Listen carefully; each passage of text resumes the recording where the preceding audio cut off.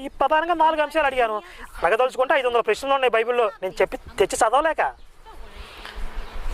ఇంత చిన్న common sense లేకపోతే ఎలాగన్నయ్యా? పైగా ఇదేదో గొప్పగా చెప్తున్నావు అంటే నీకు ప్రాక్టికల్ ఎక్స్పీరియన్స్ లేకపోవడం వల్ల ఇలా అనుకుంటున్నావు. ఇందులో కామెడీ ఏంటంటే మళ్ళీ ఫజ్లుర్ రెహమాన్ మిక్స్ చేశాడు ఇందులో అన్నయ్య.